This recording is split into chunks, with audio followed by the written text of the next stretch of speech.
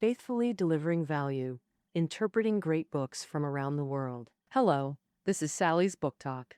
Today, the book we're exploring is called Global Body Shopping, subtitled The World Information Industry and India's Tech Labor.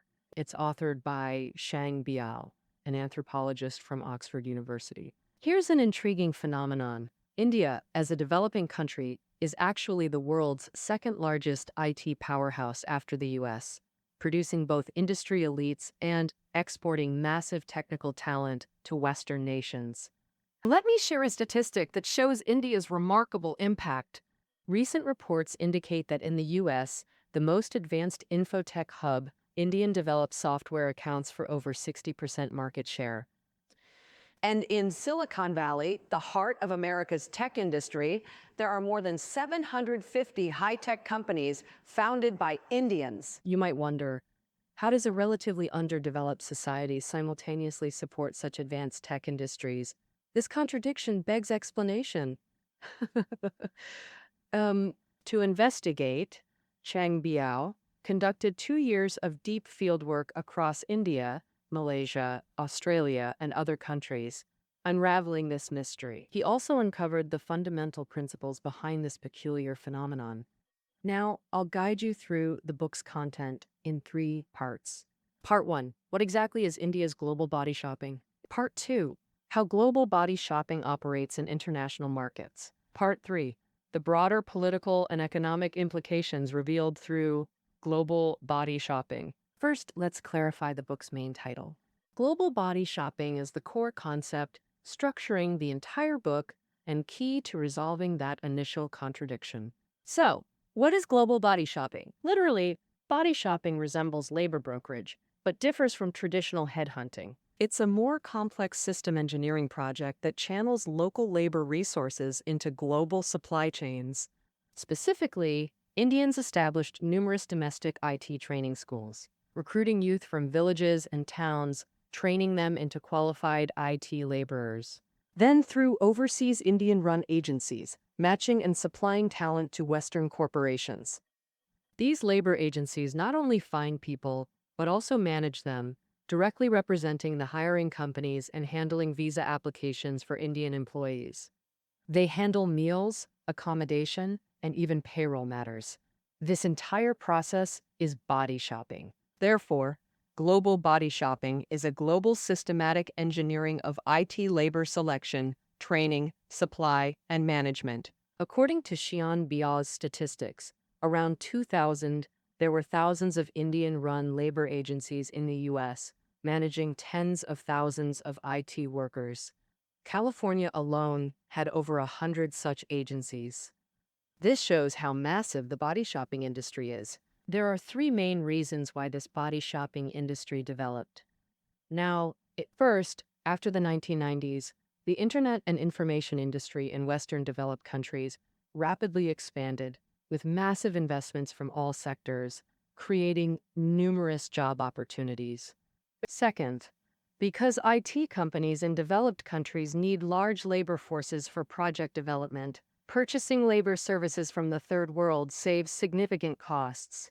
The profit margin supports a large number of agencies and IT laborers.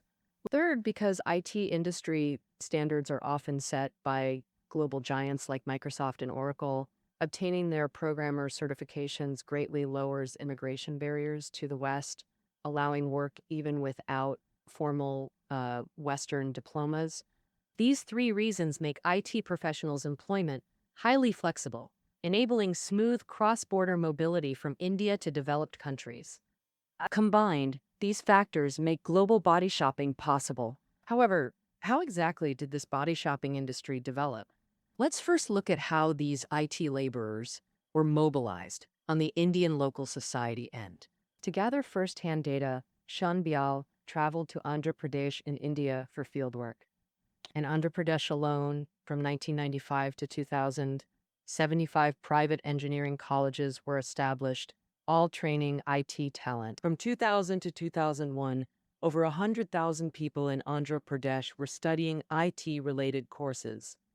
This made Hyderabad, the capital of Andhra Pradesh, a major hub of India's IT industry. The textbooks used by these professional institutions and training centers were all imported from the US. They closely follow the cutting-edge trends of the US IT industry. These schools also maintain partnerships with giants like Microsoft and Oracle, training computer engineers for them in precise batches. Everything serves one goal.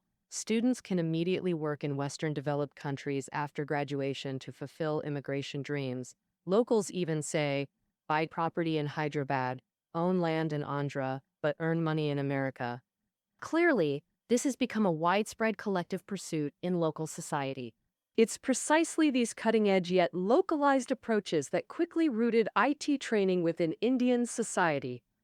For instance, many training schools expand through franchising, enabling precise community penetration and networking. In rural Andhra Pradesh, staff at one chain branch mapped students' social networks, visited homes directly, and persuaded families, enrolling 8 students from 34 visits in 1 month. They also incentivized referrals with 500 rupee vouchers and lottery entries for each successful recruit. With prizes like cars and computers, this hyperlocal enrollment model thrives in India's labor surplus, yet relatively affluent coastal villages. But desire alone isn't enough. Where does the startup funding come from? Here's a fascinating phenomenon Shang Biao uncovered. Beyond family support, dowries contribute significantly, a distinctly Indian feature. In southern India, men with higher professional status or education traditionally demand dowries from families of less educated brides. Historically, civil servants or doctors were primary dowry recipients. Post-1990s, IT migrants joined this group as parents sought these promising grooms for daughters. In Andhra Pradesh, marrying into IT means grooms' dowries are even explicitly priced. For instance, grooms already working in the US receive about $120,000 in dowry. But for grooms in Australia, sorry, it's halved to around $60,000. Interestingly, if grooms fail to meet career expectations after taking dowry, they face crushing moral pressure. Take Vijay's story. Originally a civil engineer, qualified for independent contracts, a respectable local career. At marriage, he received 710,000 rupees, nearly $10,000 today, from his bride's family. His father-in-law then pushed him to abandon engineering for better IT prospects. Vijay quit his job, his wife borrowed 50,000 rupees from her brother, and he enrolled full-time in IT training. But after 2 years abroad, nothing. Every family visit, aunts would swarm. Why still here? When are you leaving? The pressure overwhelmed Vijay, forcing his wife to invent excuses. This dowry money carries the bride's entire family's aspirations. It's investment for social mobility, but grooms bear relentless pressure to master IT and secure Western jobs. Undeniably, India's familial networks invisibly fuel this IT exodus. See how uniquely Indian elements, training franchises, enrollment tactics, dowry systems, propel youth into global IT currents. Now, having covered India's domestic side, let's examine Part 2, Global Body Shopping's International Operations. What challenges emerge when Indian IT workers reach Western countries? Chiang Biao specifically researched Sydney. Why Sydney over Silicon Valley? Because around 2000, many Indians first worked in Australia before a minority transferred to the US. Namely because back then, if IT workers wanted to enter the US, just the visa process could take months. Australia's policies were much friendlier, not only simplifying visas but also prioritizing permanent residency for IT talent. Thus, endless streams of Indian IT workers flocked to Australia first, with early immigrants opening labor agencies specialized in recruiting and managing their compatriots. Sydney alone had over 1,000 such agencies. Most agency owners were permanent residents who migrated during the 1980s to 90s. Initially, they typically worked in other fields like engineering, but as the internet exploded, they seized the opportunity to pivot into IT. Don't underestimate these agencies. They're the linchpin of global body shopping. They regulate corporate talent demands while handling recruitment and management, essential pipelines for India's global IT labor flow. Their operational model is simple. Let me illustrate with an owner's startup story. Meet Karna, an Indian businessman in Sydney who originally imported or exported computer hardware. Once, he spotted a Sydney newspaper job ad and realized his Hyderabad friends matched the requirements perfectly. But Sydney firms wouldn't sponsor visas without in-person interviews. Ah, so Carney used his trading company as guarantor, flying friends to Australia first for interviews. After successful hires, companies contracted Karna's firm directly. Salaries went to his account and he paid workers. Karna sees this gap in the market, quickly dominating the agency business. See, this supply chain emerged organically. More small owners like Karna appeared, forming a dedicated agency industry. These agencies not only match labor to Australian corporate needs, but also handle visas, payroll, and management, making them highly attractive to Indian IT workers. Ashoka worked at a Dutch tech company in Hyderabad for 3 years, using that experience to get Australian permanent residency through skilled migration. Yes. And yet, even high-caliber professionals like Ashoka first turned to Indian labor agencies upon arriving in Australia. This is mainly because Indian-run agencies understand compatriots better than Australian ones. Beyond job opportunities, they provide extra support. For example, they coach newcomers on navigating interviews, using Aussie accents for greetings, selecting perfumes to mask body odors, and other cultural hacks. These practical tips help workers land jobs faster and adapt to Australia's workplace culture. Now, of course, not every Indian IT worker finds immediate employment. While Australian IT firms have huge demand, project durations vary and requirements differ. Many wait for opportunities in what they call bench waiting, a challenging limbo period. Take Pioneer Tech Agency. They recruited 6 Indian IT workers, promised $60 and 70,000 Australian dollars yearly, but only one got hired. The other 5 were benched. And Pioneer gave them choices: work menial jobs for $75 per week or wait for IT roles with $25 per week support. Though paltry, these stranded workers had no choice but to comply. The agency called the shots. Such mismatches occur because agencies don't set standards. They follow corporate clients' demands. In Australia, 5 to 7 mega agencies monopolize 40 to 60% of labor resources and corporate recruitment. Thus, most small and medium-sized labor agencies can only passively find business from large intermediaries. For example, HP's branch in Australia outsourced all its recruitment business to a master outsourcing company in 2000. And that outsourcing company then distributed the business to 8 secondary suppliers, creating a layered outsourcing chain. In this process, whereas companies used to pay employees directly, now it goes through labor agencies. Sometimes intermediaries take cuts, drastically reducing the final amount employees receive. Now I mean 153 and 88, and then I mean 88 and 95. And that's detailed, 154.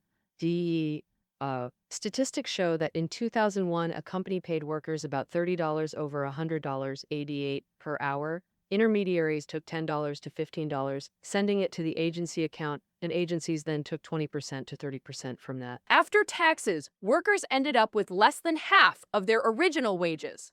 For workers with less than 3 years of experience, agencies might deduct over 50% of their compensation. Those with over 5 years experience fare better, with deductions below 20%. Clearly, this system is built on extracting value from the IT workers themselves. To gain more profit, these body shopping agencies use piece rate wages to subcontract contracts. Large companies subcontract to small ones, who further split and subcontract to individuals or smaller firms, fostering the creation of many small companies. Through flexible hiring and contract subcontracting, small companies act like nodes, forming an expanding network. Teams led by Indian IT entrepreneurs also grew in size. This not only increased productivity, but also expanded their influence in Australia. Additionally, Sheng Bao noticed an interesting phenomenon.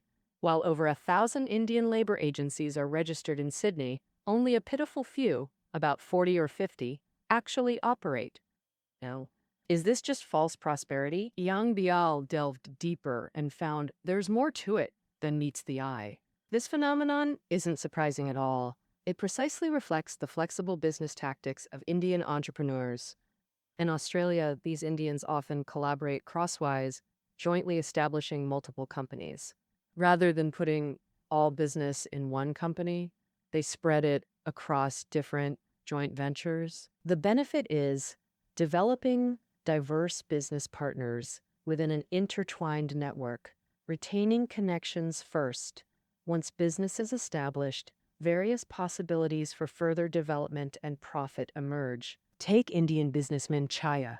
He started a tech company focused on programming software, but refused to limit himself. He specifically partnered with fellow Indians to launch a joint venture handling body shopping business, splitting profits equally.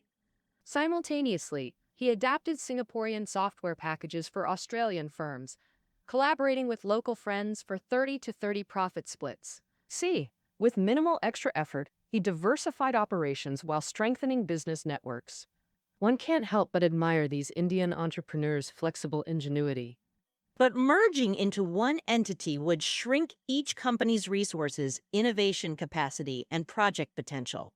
Of course, this cross-company collaboration also serves to evade government oversight, like one entrepreneur who recruited 15 workers using his uncle's company for contracts instead of his own. With the uncle's 18 million annual revenue, visas came quickly, ensuring smooth passage for workers. It's precisely through these cross networks and flexible tactics that body shopping flourished, not only transporting Indian IT workers west, but enabling early migrants to leverage body shopping into entrepreneurial capital.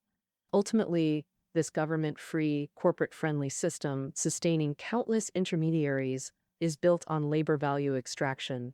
Strangely, while workers recognize this exploitation as immoral and temporary, they comply without resisting excessive cuts. Reasons are complex, but chiefly, they won't risk losing hard-won visas. Only through endurance and compliance can they secure permanent residency or U.S. opportunities. With this, we've thoroughly explored body shopping's origins and mechanisms. Through this system, Indian IT workers finally reach global information industry hubs. The first and most important node is, of course, the United States. Many endure unfair wages in India and Australia just to wait for an opportunity to go to the U.S. The reason is simple. The same job pays almost double in the U.S. compared to Australia, and salaries increase every 6 months.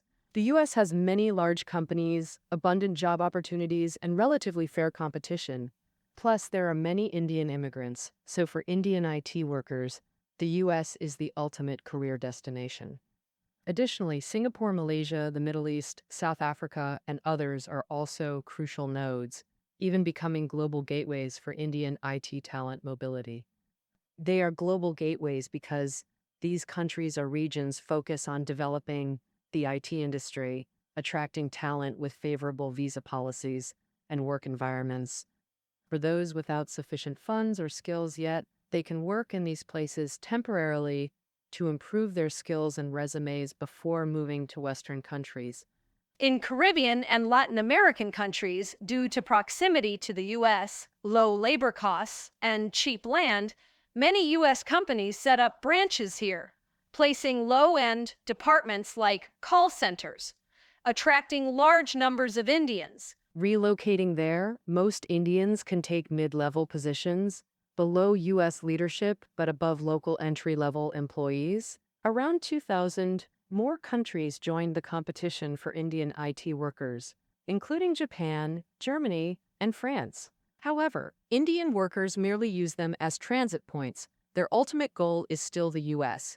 Thus, this forms a global body shopping system, from India to Australia and other countries, then to the U.S., from domestic training schools to overseas labor agencies and multinational companies.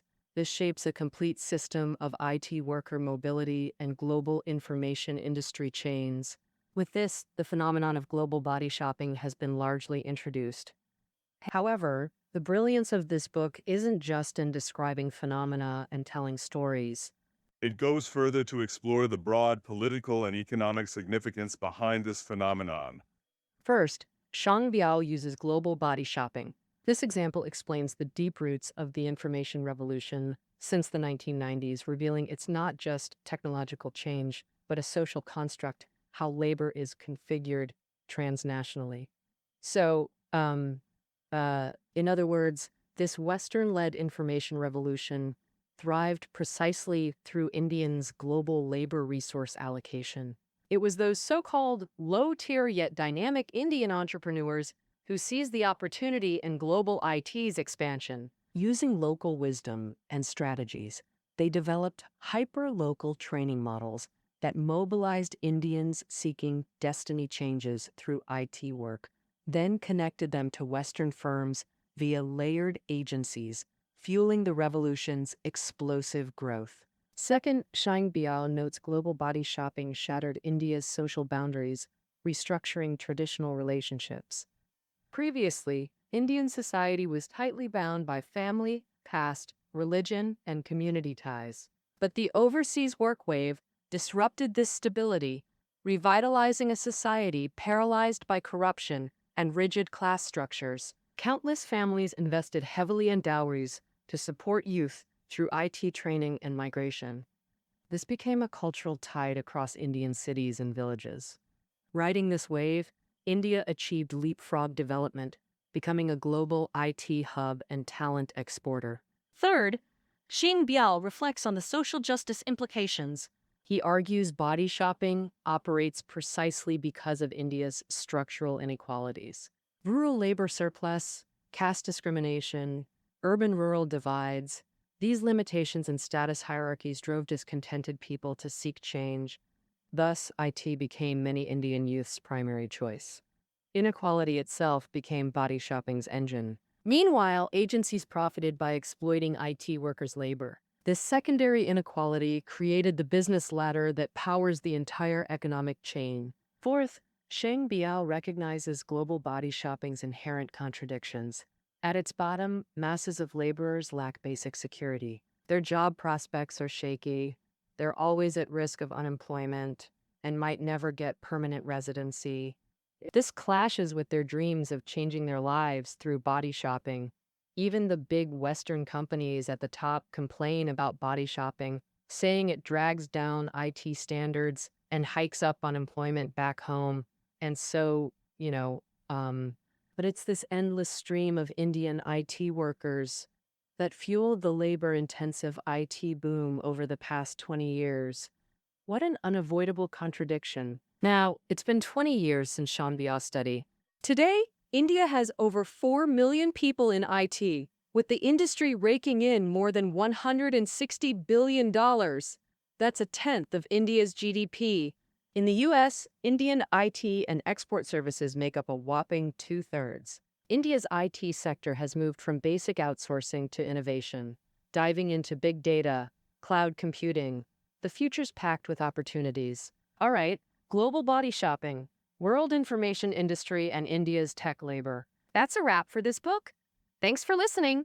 Catch you next time.